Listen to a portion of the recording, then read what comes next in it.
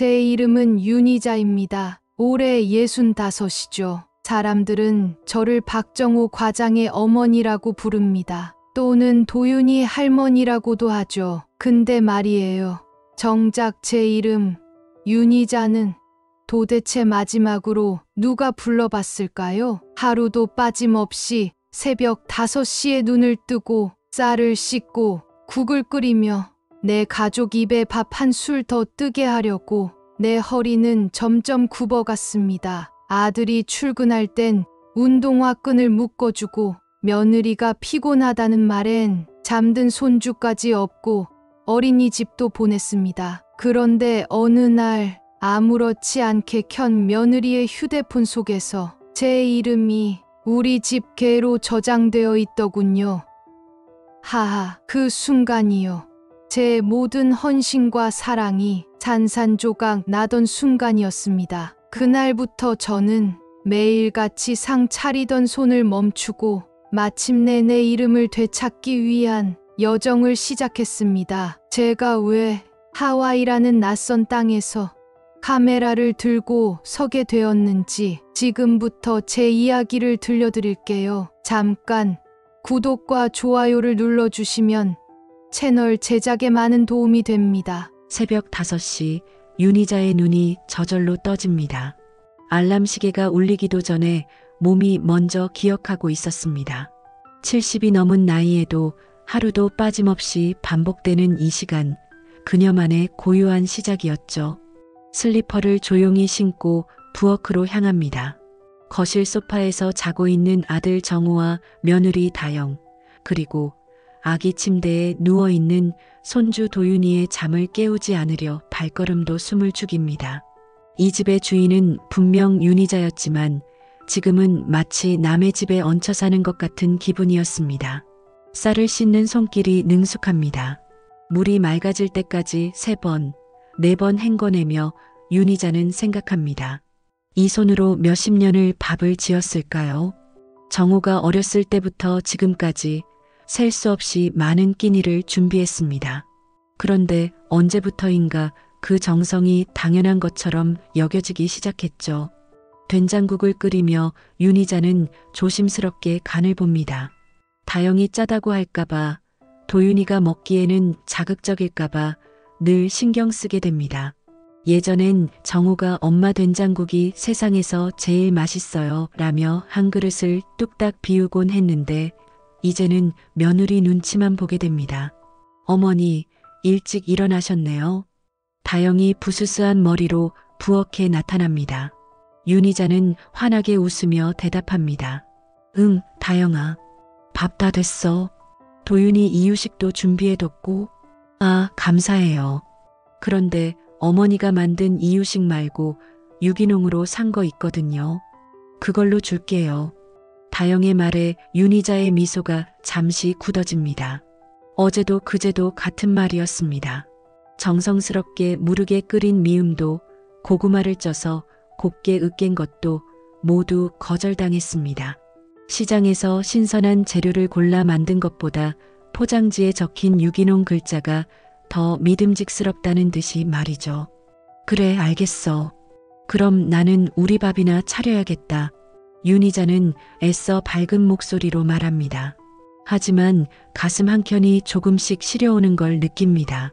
자신의 손맛을 인정해주면서도 정작 손주에게는 믿고 맡기지 않는 며느리의 마음이 이해되지 않았습니다. 정우가 일어나 세수를 하고 나옵니다. 윤희자가 정성스럽게 차린 아침상을 보며 만족스러운 표정을 짓습니다. 와, 엄마. 역시 엄마 손맛이 최고예요. 다영아, 우리 엄마 요리 정말 맛있지? 네, 맛있어요. 정말 손이 빠르시기도 하고. 다영은 건성으로 대답하며 자신의 휴대폰만 들여다봅니다. 윤희자는 그 모습을 바라보며 씁쓸한 미소를 지었습니다. 칭찬 같지도 않은 칭찬에 마음이 더 허전해집니다. 도윤이 기저귀 갈아줄까? 윤희자가 손주를 돌보겠다고 하자 다영이 고개를 젓습니다. 괜찮아요, 어머니. 제가 할게요. 어머니는 설거지나 해주세요. 설거지. 윤희자는 그 말에 가슴이 답답해집니다. 밥도 차리고 설거지도 하고 빨래도 하고 청소도 하고 언제부터 자신이 이 집의 살림 도우미가 되었을까요? 며느리는 육아만 하고 자신은 그 외의 모든 집안일을 도맡아 하게 되었습니다. 혼자 설거지를 하며 윤희자는 창밖을 바라봅니다. 아침 햇살이 따스하게 들어오지만 마음만은 점점 어두워집니다. 이 집에서 자신의 존재가 조금씩 투명해져 가는 것 같습니다. 있어도 그만, 없어도 그만인 존재처럼 느껴졌습니다. 어머니, 오늘 도윤이 데리고 문화센터 가려고 하는데 어머니는 집에서 쉬세요. 다영의 말에 윤희자는 고개를 끄덕입니다. 손주와 함께 나들이라도 가고 싶었지만 감히 말하지 못했습니다. 며느리와 손주만의 시간이 필요하다는 것도 이해했으니까요. 하지만 혼자 남겨진 집에서 윤희자는 무얼 해야 할지 몰랐습니다. 텔레비전을 켜봐도 재미없고 책을 읽어봐도 집중이 안 됩니다. 결국 또 부엌에서 내일 반찬을 미리 준비하게 됩니다. 그것만이 자신이 이 집에서 할 수 있는 유일한 일인 것 같았으니까요. 저녁이 되어 가족들이 돌아왔을 때 윤희자는 또다시 정성스러운 저녁상을 차려놓고 기다렸습니다. 하지만 그 정성을 알아주는 사람은 아무도 없었습니다. 당연하다는 듯이 받아들이는 가족들을 보며 윤희자는 자신이 점점 작아지고 있다는 걸 느꼈습니다. 그 일이 일어난 건 평범한 화요일 오후였습니다. 윤희자는 늘 그랬듯 도윤이를 돌보고 있었습니다. 다영은 친구들과 카페에 나가 있었고 정우는 아직 퇴근 전이었죠. 집에는 할머니와 손주 둘만 남겨진 상황이었습니다. 도윤아, 할머니가 재미있는 거 보여줄까? 윤희자는 칭얼대는 손주를 달래려고 했습니다. 도윤이는 오늘따라 유독 보채며 울음을 그치지 않았습니다. 우유도 거부하고 장난감도 던져버리고 안아줘도 계속 울기만 했죠. 뭐가 그렇게 속상하니 우리 도윤이? 윤희자는 이런저런 방법을 써봤지만 소용없었습니다. 그러다 문득 생각이 났습니다. 요즘 아이들은 휴대폰 화면을 보면 신기해한다고 들었던 것 말입니다. 다영이 소파에 두고 간 휴대폰이 눈에 들어왔습니다. 도윤아, 이거 봐. 재미있는 그림이 나올 거야. 윤희자는 조심스럽게 다영의 휴대폰을 집어들었습니다. 평소 휴대폰을 잘 다루지 못하는 그녀였지만 손주를 위해서라면 뭐든 해볼 수 있었습니다. 화면을 켜려고 이것저것 만져보다가 겨우 잠금을 해제했습니다. 어머, 이게 어떻게 하는 거지? 윤희자는 서투른 손가락으로 화면을 이리저리 누르며 만화나 동영상을 찾아보려 했습니다. 도윤이도 신기한 듯 울음을 멈추고 화면을 바라봤습니다. 다행히 아이가 진정되는 것 같아 윤희자는 안도했습니다. 그런데 그때였습니다. 화면 위쪽에 메시지 알림이 뜨는 것이 보였습니다. 윤희자는 무심코 그 알림을 눌렀습니다. 그저 방해되는 것을 없애려고 했을 뿐이었는데 메시지 화면이 열렸습니다. 어머, 이게 뭐지? 화면에는 다영의 친구로 보이는 사람과 나눈 대화가 떠 있었습니다. 윤희자는 글씨가 작아서 잘 안 보였지만 그래도 읽어보려고 했습니다. 그런데 그 순간 방금 전 도착한 메시지 하나가 눈에 들어왔습니다. 우리 집게 또 뭘 했는지 몰라. 아, 진짜 짜증나. 매일 아침마다 일어나서 난리도 아니야. 윤희자는 처음엔 그 메시지의 의미를 이해하지 못했습니다. 개라니, 이 집에는 개가 없는데 무슨 소리일까 생각했죠. 그런데 이상했습니다. 메시지 상단에 표시된 프로필 사진을 보는 순간 윤희자의 심장이 멎는 것 같았습니다. 그 프로필 사진에는 윤희자 자신이 한복을 입고 환하게 웃고 있는 모습이 담겨 있었습니다. 몇 년 전 정호의 결혼식 때 찍었던 사진이었죠. 그리고 그 사진 밑에는 연락처 이름이 적혀 있었습니다. 윤희자는 휴대폰을 든 손이 덜덜 떨리기 시작했습니다. 자신이 며느리의 휴대폰에 개라는 이름으로 저장되어 있다는 것을 깨달은 순간이었습니다. 그 메시지에 우리 집 개가 바로 자신을 지칭하는 말이었던 것입니다. 이게 무슨... 윤희자는 말을 잇지 못했습니다. 가슴이 답답하고 숨이 막혔습니다. 70평생을 살아오면서 이런 모욕을 당해본 적이 없었습니다. 자신을 개라고 부르다니, 그것도 며느리가 친구들에게 그렇게 말하고 다녔다니. 더 충격적인 것은 그 메시지의 내용이었습니다. 매일 아침 일찍 일어나서 가족들을 위해 밥을 짓고 설거지를 하고 집안일을 하는 것이 그렇게 짜증나는 일이었단 말입니까? 자신이 이 집에서 하는 모든 일들이 그저 귀찮고 성가신 것으로 여겨지고 있었던 것입니다. 할머니, 왜 그래요? 도윤이가 윤희자의 표정을 보고 불안해했습니다. 윤희자는 휴대폰을 내려놓고 손주를 안아 올렸습니다. 하지만 마음은 온통 어지러웠습니다. 눈물이 나올 것 같았지만 참았습니다. 손주 앞에서 우는 모습을 보일 수는 없었으니까요. 괜찮아, 도윤아. 할머니는 괜찮아. 하지만 전혀 괜찮지 않았습니다. 윤희자는 그 메시지를 몇 번이고 다시 읽어봤습니다. 혹시 자신이 잘못 본 것은 아닐까, 다른 사람 이야기인 것은 아닐까 하는 희망을 가져봤지만 소용없었습니다. 분명히 자신의 사진이 프로필로 되어 있었고 그 이름은 개였습니다. 윤희자는 휴대폰의 화면을 캡처하는 방법을 몰랐지만 필사적으로 이것저것 눌러보며 그 메시지를 저장하려고 했습니다. 증거를 남겨두어야 했습니다. 나중에 이것을 추궁할 때 필요할 것 같았으니까요. 그날 저녁 다영이 돌아왔을 때 윤희자는 평소와 다름없이 저녁상을 차렸습니다. 하지만 마음은 복잡했습니다. 밥을 먹는 다영을 바라보며 도저히 믿을 수 없었습니다. 겉으로는 친근하게 어머니 감사해요 라고 말하면서 뒤에서는 자신을 개라고 부르고 있었다니.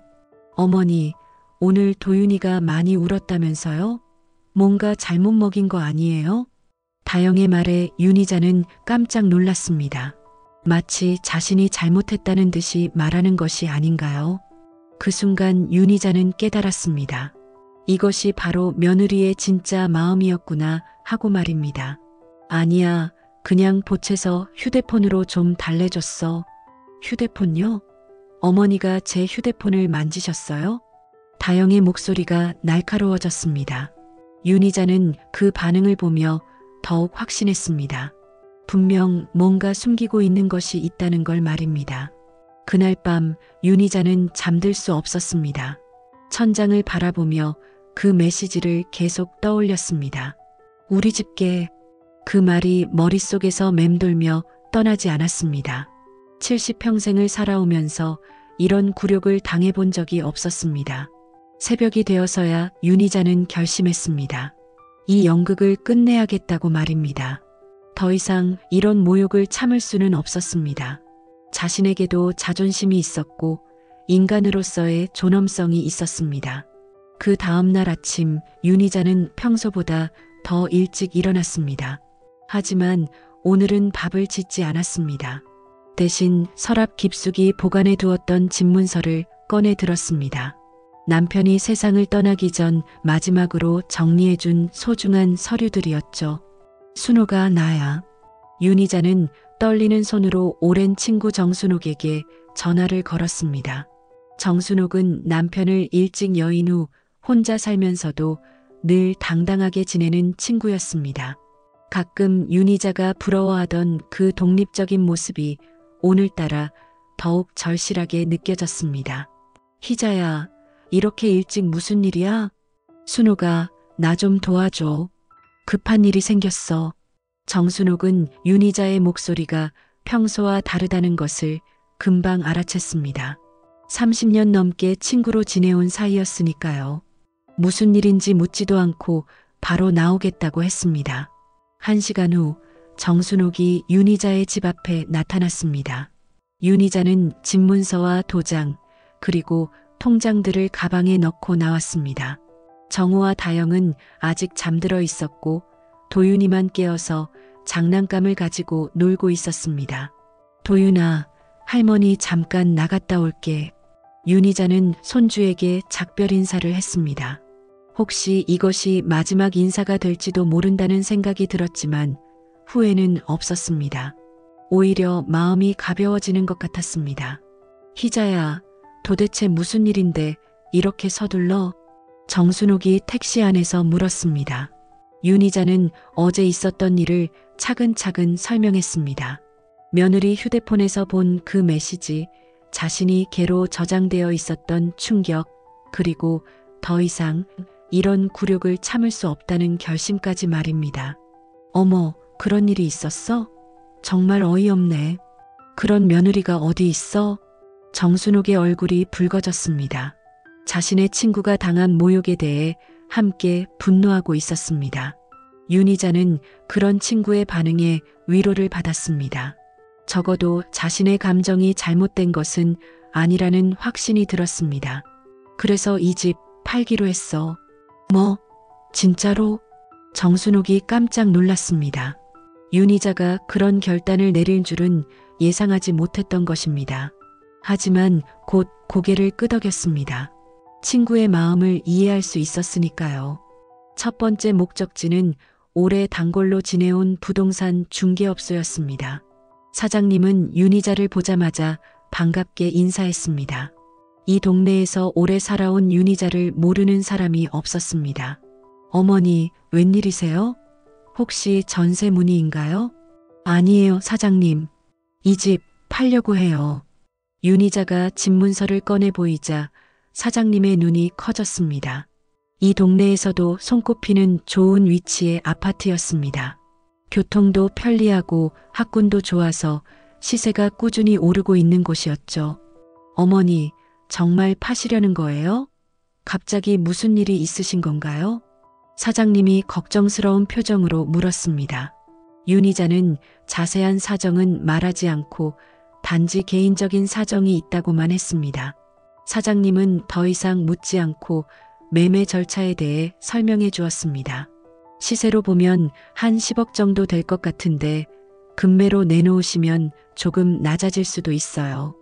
괜찮아요. 빨리 처리하고 싶어요. 윤희자의 단호한 말에 사장님은 바로 매물 등록을 해주었습니다. 사진 촬영 일정도 잡고 광고도 낼 예정이라고 했습니다.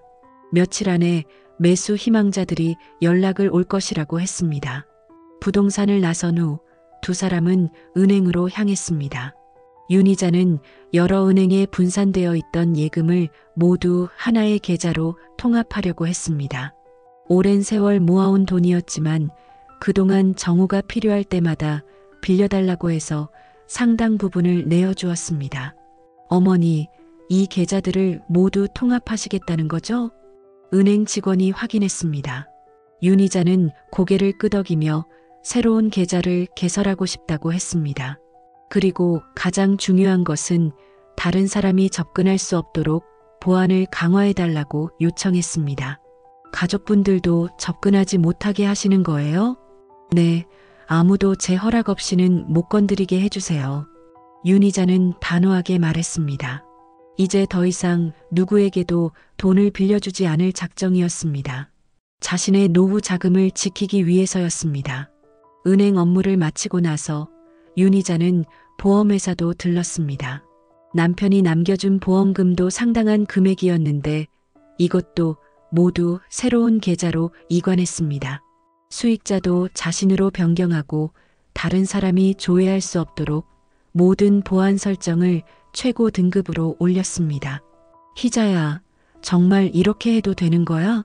나중에 정우가 알면 어떡하려고? 정순옥이 걱정스럽게 물었습니다. 윤희자는 쓸쓸하게 웃었습니다. 순옥아, 나는 걔가 아니야. 사람이야.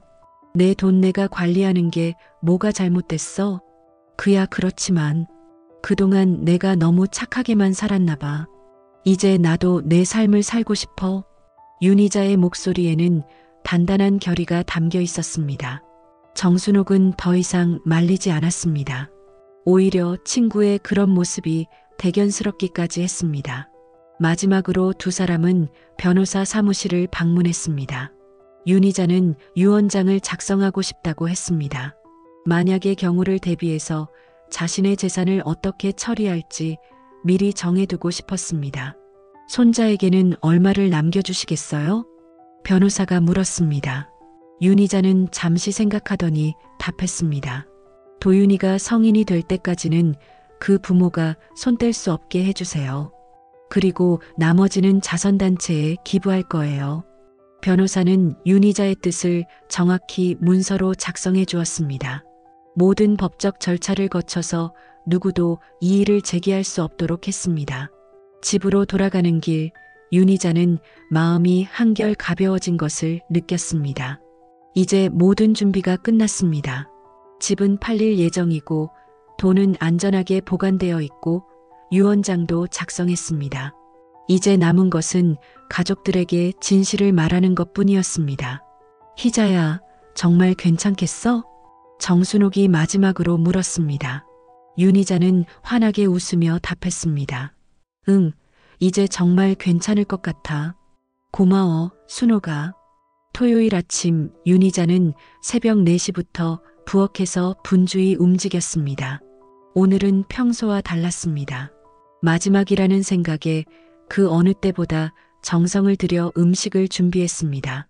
갈비찜을 위해 고기를 하루 전부터 양념에 재워두었고 잡채용 당면도 미리 불려놓았습니다.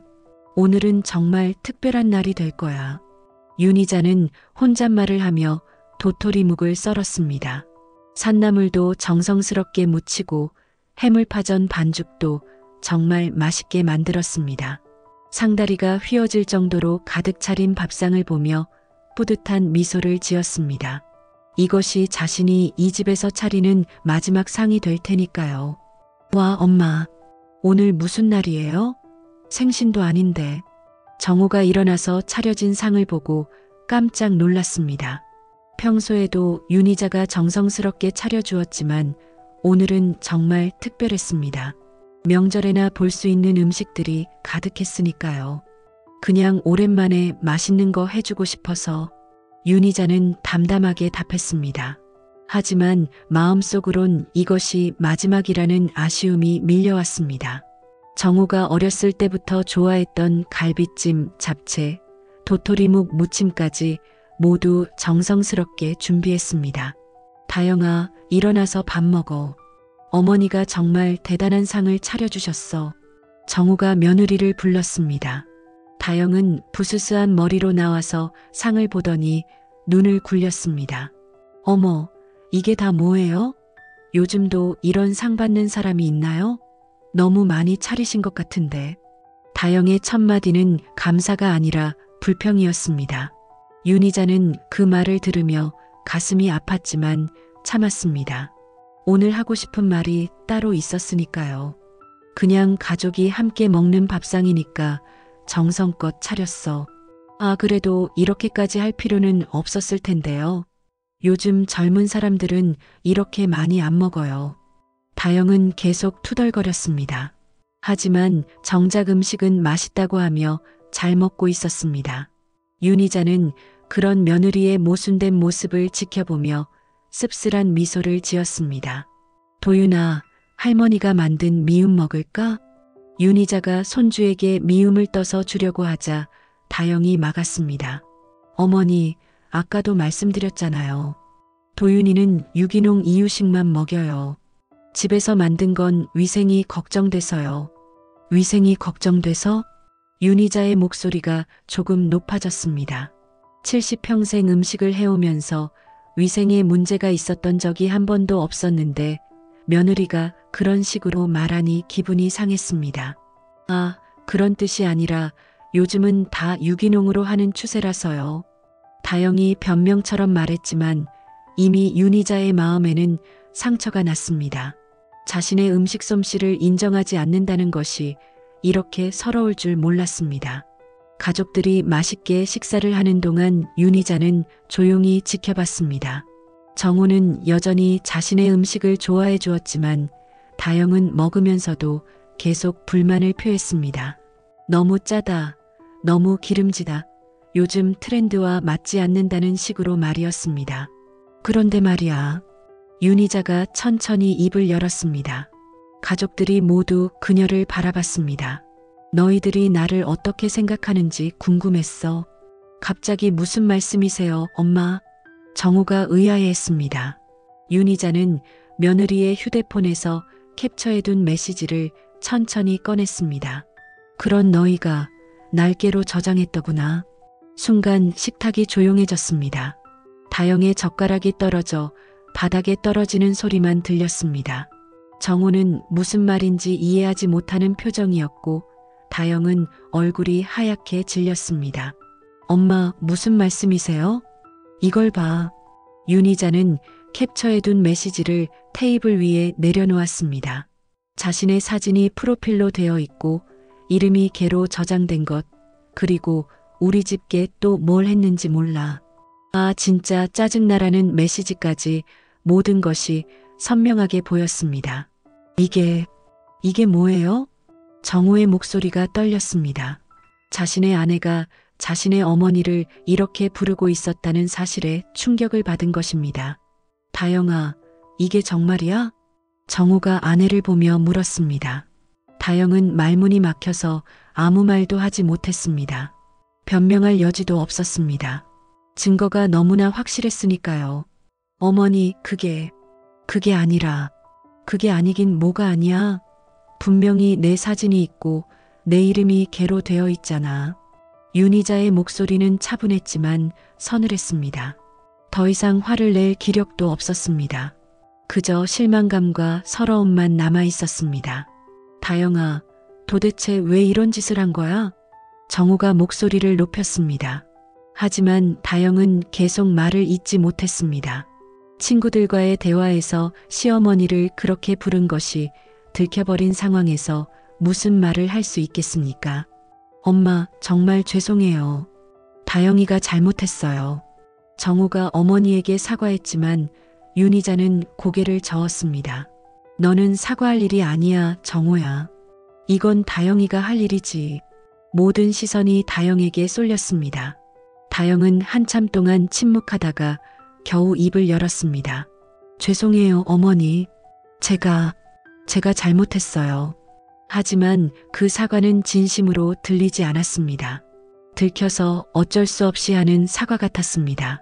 윤희자는 그런 며느리를 바라보며 더 이상 이 집에 있을 수 없다는 확신이 들었습니다. 내가 차린 마지막 밥상이야.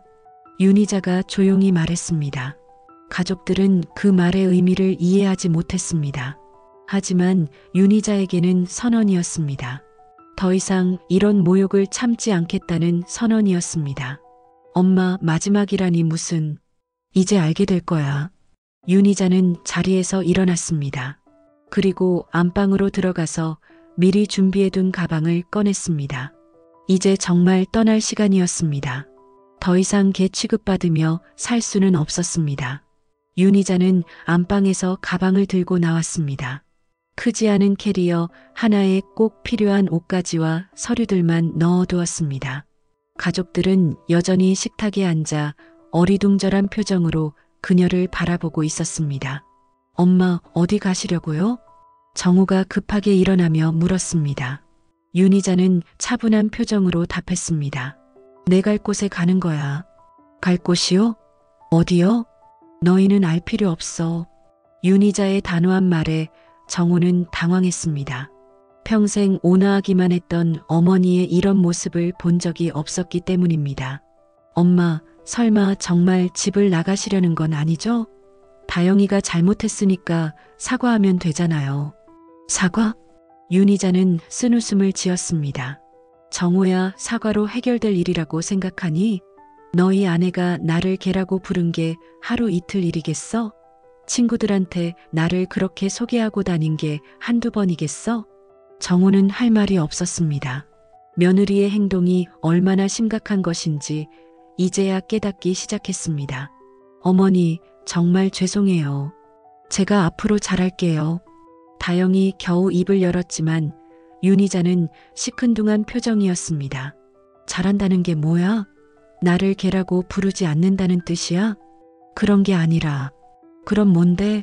앞으로도 내가 차린 음식은 위생이 걱정되고 내가 하는 모든 일은 짜증나고 그렇지만 집안일은 계속 시키고 그런 거야? 윤희자의 말에 다영은 아무 말도 할 수 없었습니다. 정확히 지적당한 기분이었으니까요. 엄마, 그럼 어떻게 하면 되는데요? 뭘 어떻게 해야 용서해 주실 건데요? 정우가 절박하게 물었습니다. 윤희자는 그런 아들을 바라보며 안타까운 마음이 들었습니다. 하지만 이미 결심한 일이었습니다. 용서? 정우야, 용서받을 일이라고 생각하니? 그럼 뭔데요? 이건 나에 대한 모독이야. 인간으로서의 존엄성을 짓밟은 일이라고. 윤희자는 현관으로 향했습니다. 정우가 급하게 뒤따라오며 그녀의 팔을 붙잡았습니다. 엄마, 가지 마세요. 우리가 잘못했으니까 다시 기회를 주세요. 정우야, 손 놔. 안 놔요. 엄마가 어디 갈 데가 있다고 이러세요? 그때 윤희자가 돌아서서 아들을 똑바로 바라봤습니다. 정우야, 설마 진짜 집 판 거예요? 윤희자는 잠시 침묵하다가 고개를 끄덕였습니다. 응, 팔았어. 뭐요? 정우의 얼굴이 새하얗게 변했습니다. 다영도 부엌에서 급하게 뛰어나왔습니다. 어머니, 설마 정말로요? 새 주인 다음 주에 들어온다. 너희도 짐 싸라. 윤희자의 말에 집안이 순식간에 아수라장이 되었습니다. 정우는 믿을 수 없다는 표정으로 어머니를 바라봤고 다영은 주저앉아 울기 시작했습니다. 엄마, 농담이죠? 설마 정말로 우리 집을 팔아버리신 건 아니죠? 농담으로 들려? 부동산에 가서 확인해봐. 정우는 급하게 휴대폰을 꺼내 부동산에 전화를 걸었습니다. 잠시 후 그의 얼굴은 절망에 빠졌습니다. 정말로 집이 매물로 나와 있었고 이미 계약까지 완료된 상태였습니다. 엄마, 이게 무슨 일이에요? 왜 우리와 상의도 없이 이런 일을 하신 거예요? 상해? 윤희자는 다시 쓴웃음을 지었습니다. 너희가 나를 개라고 부를 때는 상의했니? 내 음식이 위생적이지 않다고 할 때는 상의했니? 그거랑 이거랑은 다르잖아요. 뭐가 달라? 이 집은 내 이름으로 되어 있어. 내 집이야. 내 집 내가 팔겠다는데 왜 상의가 필요해? 정우는 할 말이 없었습니다. 법적으로는 어머니 말이 맞았습니다. 하지만 감정적으로는 받아들일 수 없었습니다. 그럼 우리는 어떻게 하라고요? 갑자기 나가라고 하시면 우리가 어디서 살아요? 그건 너희가 알아서 해야 할 일이야. 나는 더 이상 너희의 어미가 아니야. 어미가 아니라니 그게 무슨 말이에요? 걔 어미 말이야. 나는 사람이야, 정우야. 걔가 아니라 사람이라고. 윤희자의 목소리에는 서러움과 분노가 섞여 있었습니다. 정우는 그제야 사태의 심각성을 깨달았습니다. 엄마, 정말 죄송해요. 제가 다영이를 잘못 가르쳤어요. 다시 기회를 주세요. 하지만 윤희자는 이미 마음을 정했습니다. 기회는 이미 많이 줬어. 매일 아침밥 차려주고 설거지해주고 빨래해주고 청소해주면서 얼마나 많은 기회를 줬는데. 그럼 앞으로는 정말 다르게 할게요. 다영이도 달라질 거예요. 정우가 필사적으로 매달렸지만 윤희자는 고개를 저었습니다. 정우야, 사람은 쉽게 안 바뀌어. 특히 상대방을 무시하는 마음은 더더욱 안 바뀌지. 윤희자는 현관문을 열었습니다. 바깥에는 이미 택시가 기다리고 있었습니다. 정순옥이 미리 불러둔 것이었습니다. 엄마, 정말 가시는 거예요? 응, 간다. 어디로요? 윤희자는 잠시 망설이다가 말했습니다. 하와이. 하와이요? 정우와 다영이 동시에 소리쳤습니다. 너무나 예상 밖의 대답이었습니다. 왜 하와이예요? 너희 아버지랑 신혼여행 가려고 했던 곳이야. 그때는 돈이 없어서 못 갔는데 이제 갈 수 있게 됐어. 윤희자는 캐리어를 끌고 택시로 향했습니다. 정우가 뒤따라오며 계속 붙잡으려 했지만 윤희자는 단호하게 뿌리쳤습니다. 정우야, 이제 그만해. 나도 내 인생을 살고 싶어. 엄마, 제발 가지 마세요. 우리가 정말 잘못했어요. 하지만 윤희자는 이미 택시에 올라탔습니다. 창문을 내리고 마지막으로 말했습니다. 도윤이 잘 키워. 그리고 앞으로는 남의 어머니를 걔라고 부르지 말라고 가르쳐줘. 택시가 떠나면서 정우와 다영은 그 자리에 멍하니 서 있었습니다. 정말로 어머니가 떠나버린 것입니다. 그것도 하와이로 말입니다. 집안에서는 도윤이가 울음을 터뜨렸습니다. 할머니가 없어진 것을 본능적으로 느낀 것 같았습니다. 다영은 그제야 자신이 얼마나 큰 실수를 했는지 깨달았습니다. 하지만 이미 늦었습니다. 윤희자를 태운 택시는 공항으로 향했습니다. 그녀의 가방 안에는 이미 일주일 전에 예매해둔 하와이행 항공권이 들어 있었습니다. 모든 것이 계획대로였습니다. 인천공항에서 하와이 호놀룰루까지는 9시간의 긴 여행이었습니다. 윤희자는 창가 자리에 앉아 구름 위를 바라보며 생각했습니다. 70이 넘은 나이에 혼자 비행기를 타고 외국으로 떠나다니 상상도 못했던 일이었습니다. 괜찮으실까요? 옆자리 승무원이 윤희자를 걱정스럽게 바라봤습니다. 혼자 여행하는 고령의 승객이 드물었기 때문이었습니다. 네, 괜찮아요. 오히려 기분이 좋네요. 윤희자는 환하게 웃으며 답했습니다. 정말로 마음이 가벼웠습니다. 그동안 짊어지고 있던 무거운 짐을 모두 내려놓은 기분이었으니까요. 하와이에 도착했을 때는 현지 시간으로 오전이었습니다. 따뜻한 바람과 달콤한 꽃향기가 윤희자를 맞아주었습니다. 공항에서 나오자마자 느껴지는 자유로운 분위기에 마음이 설렜습니다. 어디로 가시겠습니까? 택시기사가 영어로 물었습니다. 윤희자는 미리 준비해둔 종이를 보여주었습니다. 마우이 섬의 작은 해변 마을 주소가 적혀 있었습니다. 한국에서 인터넷으로 찾아둔 곳이었습니다. 1시간 넘게 달려서 도착한 곳은 정말 아름다운 해변 마을이었습니다.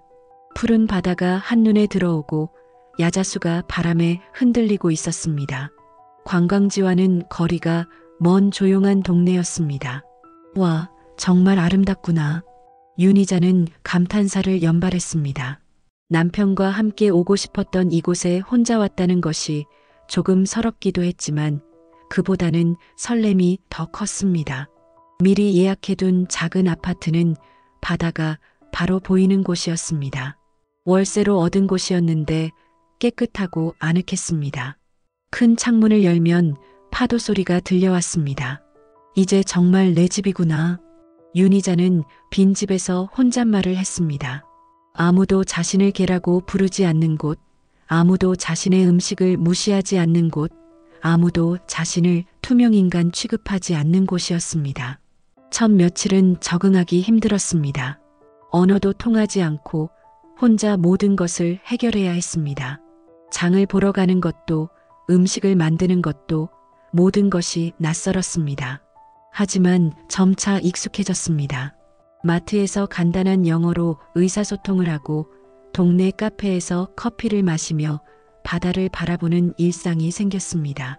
무엇보다 아무도 자신에게 뭔가를 요구하지 않는다는 것이 좋았습니다. 안녕하세요. 어느 날 카페에서 한국말을 하는 사람을 만났습니다. 비슷한 나이의 여성이었는데 이곳에 이민 온 지 10년이 되었다고 했습니다. 저는 김미영이에요. 여기서 뭘 하세요? 윤희자라고 해요. 그냥 새로운 삶을 살아보려고요. 새로운 삶이요? 멋지네요. 미영은 윤희자의 이야기를 들으며 고개를 끄덕였습니다. 그리고 자신이 참여하고 있는 사진 동호회를 소개해 주었습니다. 우리 동호회에 나이 비슷한 분들이 많아요. 한번 나와보세요. 윤희자는 처음엔 망설였습니다. 사진을 찍어본 적이 없었기 때문입니다. 하지만 새로운 도전을 해보고 싶었습니다. 사진 동호회에서 만난 사람들은 모두 따뜻했습니다. 한국계 미국인, 일본인, 중국인, 그리고 현지인들까지 다양한 사람들이 모여 있었습니다. 나이도 비슷하고 모두 인생의 후반기를 의미 있게 보내려는 사람들이었습니다. 사진은 처음이에요? 동호회 회장인 데이비드가 물었습니다. 윤희자는 고개를 끄덕였습니다. 그럼 카메라부터 사야겠네요. 같이 가서 골라볼까요? 윤희자는 생애 처음으로 카메라를 샀습니다. 비싸긴 했지만 새로운 취미를 위한 투자라고 생각했습니다. 셔터를 누르는 순간이 중요해요. 그 순간의 감정을 담는 거죠. 사진 강사의 설명을 들으며 윤희자는 열심히 배웠습니다. 처음엔 서툴렀지만 점점 재미를 느끼기 시작했습니다. 와, 정말 잘 찍으셨네요. 몇 주 후 윤희자가 찍은 일몰 사진을 본 사람들이 감탄했습니다. 바다 위로 지는 해를 담은 사진이었는데 어딘가 쓸쓸하면서도 아름다운 느낌이 있었습니다. 감정이 담긴 사진이에요. 뭔가 새로운 시작을 의미하는 것 같아요. 동호회 친구들의 칭찬에 윤희자는 뿌듯했습니다. 누군가 자신의 작품을 인정해준다는 것이 이렇게 기쁜 일인지 몰랐습니다. 영어 수업도 시작했습니다. 지역 문화센터에서 하는 고령자 대상 영어 교실이었습니다. 처음엔 어려웠지만 같은 처지의 사람들과 함께 배우니 재미있었습니다. Hi, I am 윤희자. 서툰 영어로 자기소개를 하는 윤희자를 보며 다른 학습자들이 박수를 쳐주었습니다. 실수해도 누구도 무시하지 않았고 오히려 응원해 주었습니다. 매일 아침 일어나면 파도 소리가 들렸습니다. 더 이상 새벽 5시에 알람 없이 깨어나지 않았습니다. 해가 뜨면 자연스럽게 일어나고 졸리면 언제든 잠들 수 있었습니다. 나는 누구의 어머니도 아니고 누구의 밥 짓는 기계도 아닌 카메라를 든 윤희자입니다. 거울 앞에서 영어로 자기소개를 연습하며 윤희자는 웃었습니다. 70이 넘어서 배우는 영어였지만 새로운 자신을 표현하는 언어 같았습니다. 저녁이면 해변을 산책했습니다. 카메라를 들고 나가서 석양을 찍거나 파도가 치는 모습을 담았습니다. 때로는 사진 동호회 친구들과 함께 나가기도 했습니다. 윤희자 씨, 사진 솜씨가 정말 늘었어요. 미영이 칭찬해 주었습니다. 윤희자는 정말 행복했습니다. 자신의 노력을 인정받는다는 것, 새로운 것을 배워나간다는 것, 아무도 자신을 무시하지 않는다는 것이 이렇게 좋은 줄 몰랐습니다. 밤에는 정순옥과 화상 통화를 했습니다. 친구는 윤희자의 변화한 모습을 보며 놀라워했습니다. 희자야, 정말 젊어졌다. 표정도 밝아지고. 응, 나도 그런 것 같아. 여기서는 누구도 나를 귀찮아하지 않아. 정우한테서 연락 왔어? 아니, 없어. 그냥 그렇게 살고 있겠지. 윤희자는 담담하게 답했습니다. 가끔 손주 생각이 나기도 했지만 후회하지는 않았습니다. 자신도 행복할 권리가 있었으니까요. 하와이에서의 생활이 3달째 접어들던 어느 평화로운 오후였습니다. 윤희자는 늘 그랬듯 카메라를 들고 해변에서 돌아와 집 앞에 섰습니다. 오늘은 특히 아름다운 사진들을 많이 찍었습니다. 바다새들이 물고기를 잡는 순간 파도가 바위에 부딪히며 하얀 거품을 만드는 장면들이었습니다. 그런데 현관문 앞에 낯선 그림자가 보였습니다. 3개의 실루엣이 문 앞에 웅크리고 앉아 있었습니다. 윤희자는 처음엔 누군지 알아보지 못했습니다. 이곳에서 자신을 찾아올 사람은 없다고 생각했기 때문입니다. 하지만 가까이 다가가면서 그 정체를 알 수 있었습니다. 정우, 다영, 그리고 도윤이었습니다. 3사람 모두 지쳐 보였고 도윤이는 엄마 품에서 칭얼대고 있었습니다. 엄마. 정우가 윤희자를 보자마자 무릎을 꿇고 말했습니다. 목소리가 떨리고 있었습니다. 어떻게 여기를.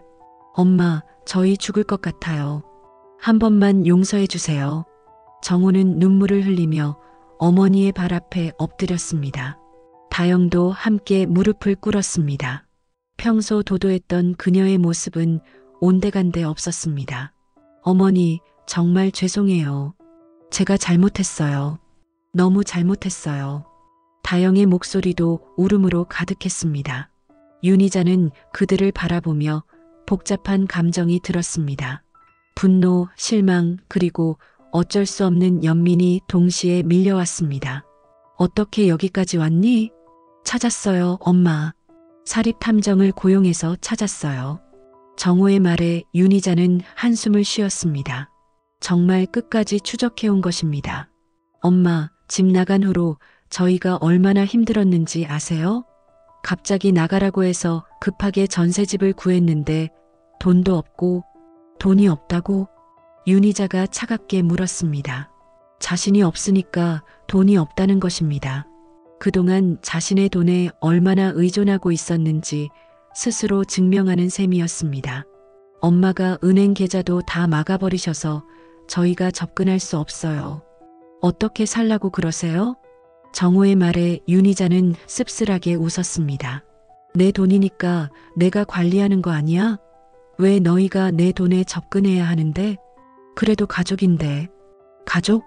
윤희자의 목소리가 날카로워졌습니다. 가족이 서로를 개라고 부르니? 다영이 더욱 울음을 터뜨렸습니다. 어머니, 정말 죄송해요. 제가 미쳤어요. 정말 잘못 생각했어요. 하지만 윤희자는 쉽게 마음이 누그러지지 않았습니다. 3달 동안 혼자 지내면서 얼마나 평화로웠는지 알았기 때문입니다. 도윤아, 윤희자는 손주를 바라봤습니다. 아이는 할머니를 알아보는 듯 손을 뻗었습니다. 윤희자의 마음이 잠시 흔들렸습니다. 그래도 혈육은 혈육이었습니다.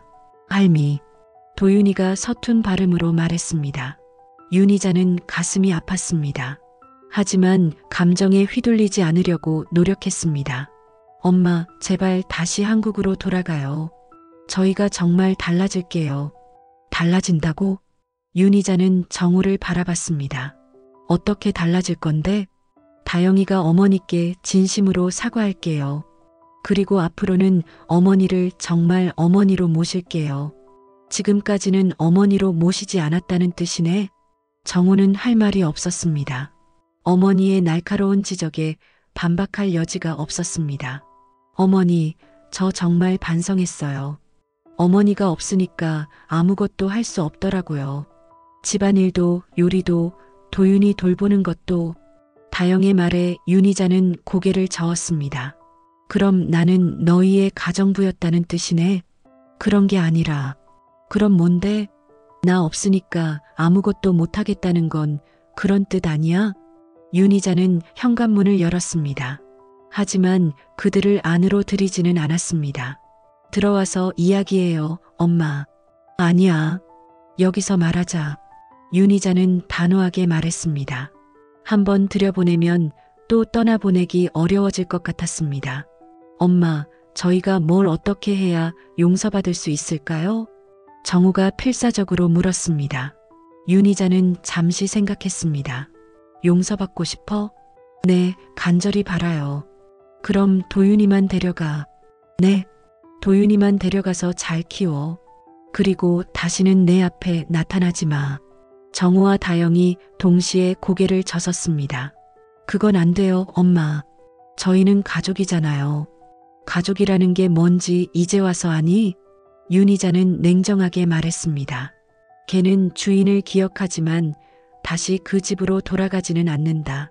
그 말을 듣고 다영이 더욱 울부짖었습니다. 어머니, 제가 정말 잘못했어요.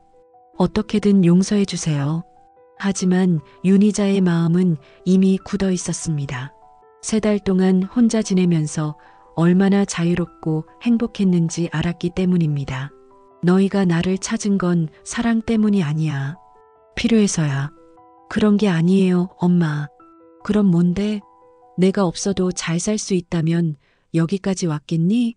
정호는 대답할 수 없었습니다. 어머니의 말이 맞았기 때문입니다. 엄마, 그래도 혈육이잖아요. 가족이잖아요.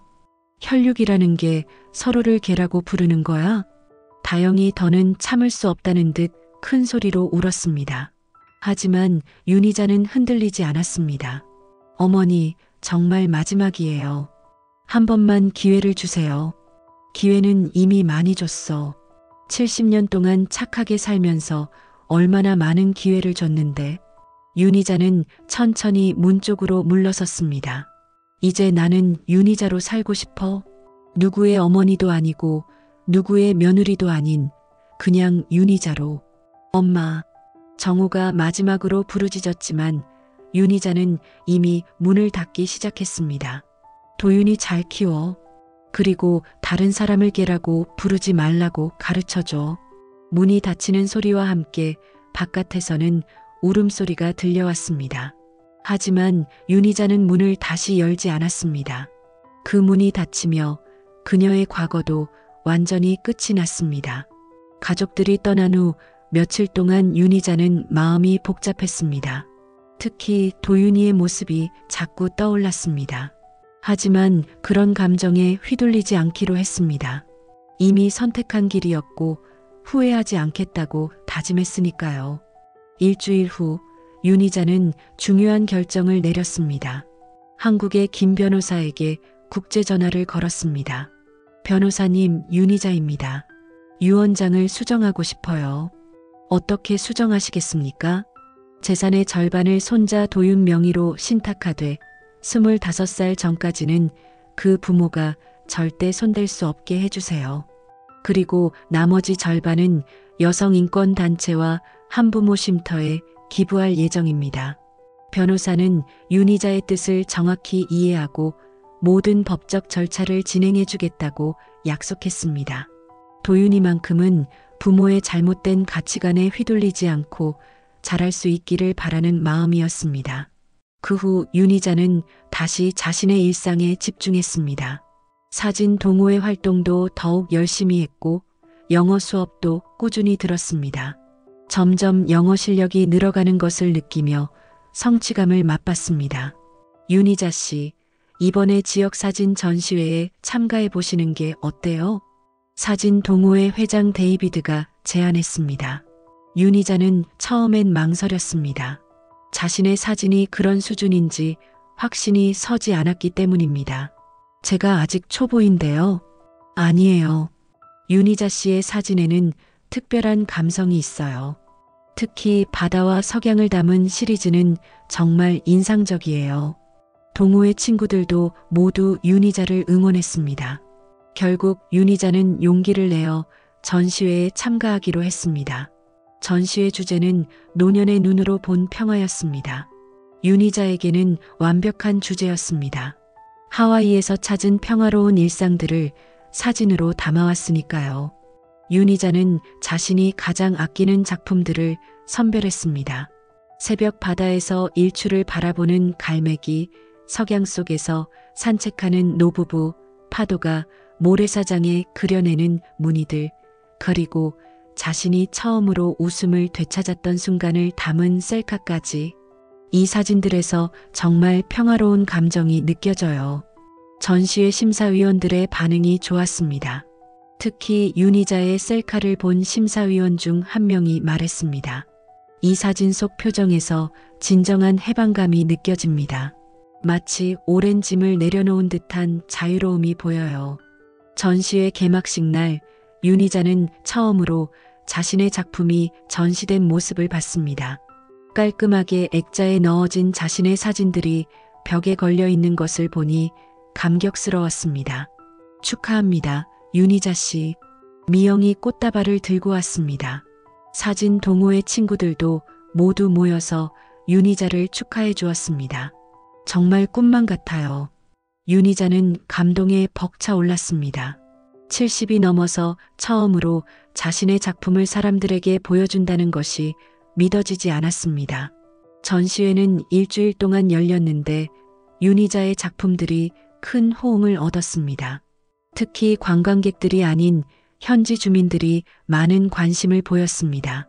이 사진을 찍은 분은 어떤 분인가요? 한 젊은 여성이 윤희자에게 물었습니다. 제가 찍었어요. 정말요? 와, 대단하세요. 이 사진들에서 정말 평화로운 에너지가 느껴져요. 그런 칭찬을 들을 때마다 윤희자는 뿌듯했습니다. 자신도 누군가에게 감동을 줄 수 있다는 것이 새로운 발견이었습니다. 전시의 마지막 날 놀라운 소식이 들려왔습니다. 윤희자의 작품이 대상을 받은 것입니다. 윤희자님의 새로운 시작 시리즈가 대상을 수상하셨습니다. 사회자의 발표에 윤희자는 믿을 수 없었습니다. 사진을 시작한 지 몇 달밖에 안 됐는데 대상을 받다니. 수상 소감 한 말씀 부탁드립니다. 무대에 올라선 윤희자는 떨리는 목소리로 말했습니다. 저는 윤희자입니다. 70이 넘어서 처음으로 사진을 배웠어요. 이 상을 받게 되어 정말 영광입니다. 박수가 터져 나왔습니다.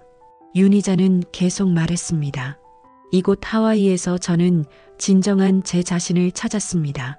누구의 어머니도 누구의 며느리도 아닌 그냥 윤희자로 살 수 있게 되었어요. 더 큰 박수가 이어졌습니다. 사람들은 윤희자의 진솔한 소감에 감동받았습니다. 상금으로 받은 돈은 그리 크지 않았지만 윤희자에게는 그 의미가 남달랐습니다. 생애 처음으로 자신의 실력으로 번 돈이었으니까요. 전시회가 끝난 후 하와이 지역 신문에서 윤희자를 인터뷰하고 싶다고 연락이 왔습니다. 70이 넘어서 새로운 도전을 시작하신 이유가 뭔가요? 기자가 물었습니다. 윤희자는 잠시 생각하다가 답했습니다. 사람은 나이에 상관없이 자신의 꿈을 이룰 권리가 있다고 생각해요.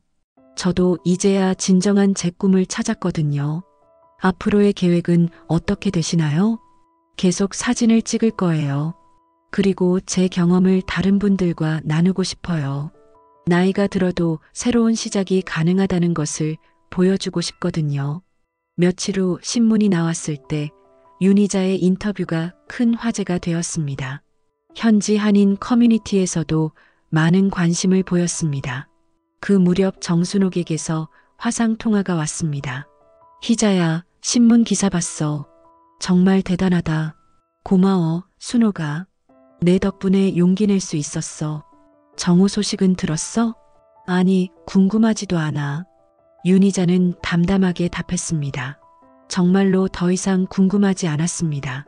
그날 저녁 윤희자는 카메라를 들고 해변으로 나갔습니다. 석양이 아름답게 물들어가는 하늘을 배경으로 셀카를 찍었습니다. 나는 윤희자야. 이젠 누구에게도 지우개처럼 지워지지 않아. 윤희자는 카메라를 향해 환하게 웃었습니다. 카메라 셔터 소리가 찰칵하고 울렸습니다. 그 소리는 그녀의 새로운 삶의 시작을 알리는 소리였습니다. 더 이상 누구의 그림자가 아닌 자신만의 빛을 내는 윤희자의 인생이 시작된 것입니다. 바다 위로 해가 지고 새로운 달이 떠오르고 있었습니다. 윤희자는 그 달빛 아래서 자신의 미래를 그려보았습니다. 앞으로도 계속 사진을 찍고 사람들과 교류하며 자신만의 행복을 만들어 갈 것입니다.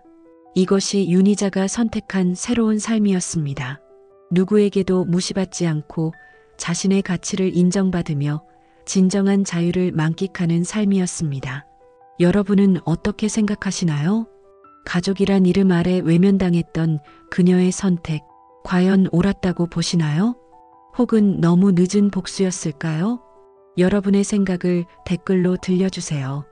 당신이라면 어떤 선택을 하셨을지도 궁금합니다. 이야기가 마음에 와닿았다면 좋아요 한번 그리고 구독 버튼 꼭 눌러주세요.